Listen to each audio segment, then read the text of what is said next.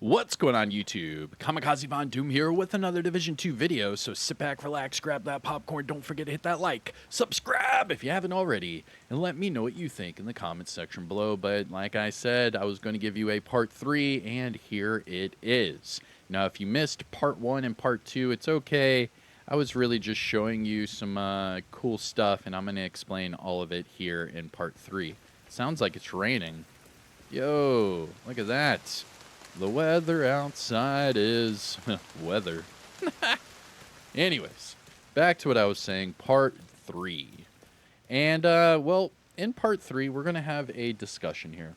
All right? Because part 1, I wanted to show you the legendary raids that they are getting in the Division 2 China. And then in part 2, I wanted to show you the reworked game modes that they are getting in the Division 2 China, being the Abyss, which it looks like they already have, and it's a reworked version of the Summit. So in today's video, the discussion, well, the third part 3, the discussion is, who is this for? Meaning seasonal characters and the whole separate servers and separating your main characters from the seasonal content and separating all this crap and making it even more complex when it shouldn't be. And, well, in reality, the community would probably be happier with a few changes here and there and then adding a couple more, and I think everyone would be happy. So we're going to have that conversation today. We're going to see how everyone's feeling about that and what they could be doing to our Division 2 game. So here we go. Now the first part is we're going to talk about the seasonal characters, all right? Because as you can see in the Division 2 China, they're doing legendary raids, they're adding more difficulties to existing content, they are reworking existing content, and they are basically tweaking what they already have to make it feel fresh and inviting to new and returning players, and also give the veterans, you know, new things to do. Now this sounds like something we should be taking for our own game. We should be taking a card or a page out of their book and use it in our own. Because the seasonal characters and the entire Seasons 2.0 presentation fell not only flat, but it fell against deaf ears that did not even want to hear what they were giving us because it was not what the community was asking for. The community for years has been asking for different difficulties for these raids, being Dark Hours and Iron Horse. And they have been asking for matchmaking for those raids, which we only currently have for Discovery mode, which isn't even the normal, and you can't even get the exotics out of that mode. So adding something like a Heroic and Legendary version to the raids would be beneficial to everybody. Maybe even up the chances of getting those exotics if you do them on harder content. And then maybe even bleed that over into the incursion and do like legendary incursions or something. Maybe the exclusive exotics for these raids and incursions, you up them from the normal 10% drop chance to, let's say, 20% drop chance. Just to try to edge, you know, those people into, you know, nudge them into playing harder content to maybe getting those exotics that they are, you know, farming for so often. Now that was just one aspect that I was taking away from the Division 2 China and how that could be applied to our game without the whole seasonal characters and separating our main characters from the game that we have all come to love. So that was the first part, you know, just adding difficulties to raids and legendaries. That would completely open it up to more people. And then you could even advertise, I don't know, maybe like an exclusive outfit or something that's linked to that legendary raid or legendary incursion. The options seem to be limitless when it comes to tweaking and revitalizing what you already have, your assets that you already have, instead of throwing those assets to the side and then just coming up with more assets on top of that. If we have subpar game modes and then you add more subpar game modes, we're still going to have a game full of subpar game modes. However, if you tweak and fix the existing game modes that you have and make them better, inviting, more immersive, shiny, give you more exclusive things, maybe that would help the community play the game more and then get excited to revisit, some of these raids, incursions, and different, content missions. That, again, is just the first part. The next part, part 2, that I split up for you, is the reworking of game modes. There are so many people that will never play Kinley College. So many. And I have people every single time I talk about Kinley College, they give me the same 3 different things. The first one, they say, what is Kinley College? The second thing they say is, well, I played it once, but I never touched it again.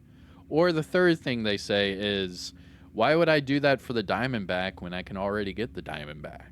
I mean, there's no reason to play Kinley College at all. There isn't. There is no reason to play Kinley College.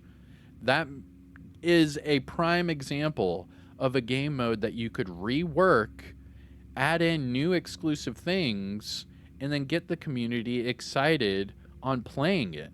Because all of those people that don't play this or decide not to or have played it once and never again, you could push all of them into playing the new revised version like we're seeing in the Division 2 China. Next is the Summit. The Summit, when it came out, it kind of got hit with mixed reviews because you're going up 100 floors. Every floor looks the same. Everything looks the same. There's no real windows. It doesn't really look like you're going anywhere. It's just a continuation of office, cubicles and office cubicles. And, well, they added the targeted loot system to it. So you can change your targeted loot for the Summit, which was amazing. This was the only thing in the game that gave you that opportunity to change the targeted loot and farm for whatever it is you want. Not only that, but they added Legendary into the Summit, and you could play it from normal all the way to Legendary. Really cool, right? However, they then came out with Countdown. Countdown is a better game mode than the Summit.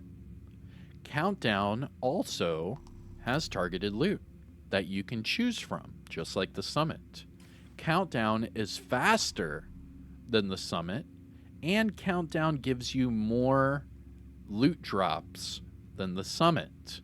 This essentially killed the Summit. This one game mode right here, Countdown. Because why would you do targeted loot in the Summit when you could do targeted loot in Countdown and get it faster and not have to worry about doing the same thing over and over and over with the Summit? I mean, yeah, Countdown only has the 4 or 5 areas, but it's fast-paced. There are different objectives every time for the most part, and there's different countermeasures. And there's hunters every single time you play Countdown. In the Summit, you only get hunters if you go all the way up to floor 100 and complete it.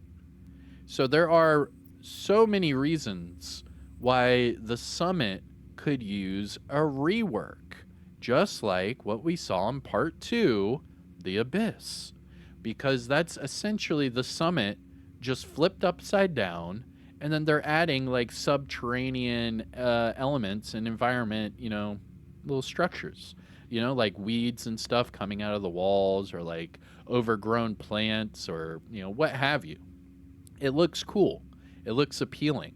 And that's why, even with all the Chinese audio and all that crap, I wanted to show you, because it actually looked cool. Like, I would want to play that.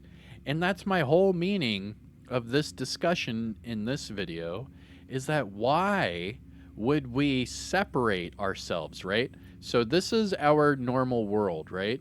Why would we then take this away, add in a seasonal content with your own seasonal server, your own seasonal character, and get rid of all the stuff that we already had on this character. It makes no sense.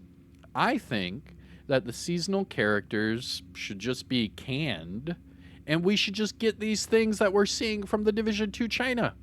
The outfits look amazing. The guns look really cool. The rework to the summit looks amazing. They should rework Kinley College and give us legendary raids and incursions. I think we should already have that in the game. Not only that, but what about an open world legendary mode where you could do control points on legendary, and maybe we could redo side missions on legendary? There are so many opportunities to rework and tweak what we have in a fresh way that keeps the community engaged. Just adding Black Tusk or White Tusk to it is not going to fix it. We need actual substance. We need environmental changes. We need status changes. We need different parts to the game with existing IPs. I mean, why not rework the Pentagon area? I mean, those two missions are probably the least played missions in the game. I mean, Coney Island's a lot of fun, but again, not a lot of people are playing Coney Island missions either. These are all things that were added in year one and then never touched ever again. I mean, there's so many opportunities, and I think that the seasonal characters is splitting up the community even more than what we need, and we should probably rethink that and address what we have, and maybe it'll sprout and blossom into more opportunities in the future. I think just right off the bat, redoing Kinley College and the Summit and giving us those legendary options would completely change the way the community feels about the game overall, and then adding more exclusive things into those modes and into those difficulties would make it even better. I don't know. That's just me. That's my little Sunday conversation for you. Let me know your thoughts in the comment section below. Hit the like, subscribe, you know the whole spiel, and shout out where you're from. I'm Kamikazevondoom. Take care of yourself. Peace out.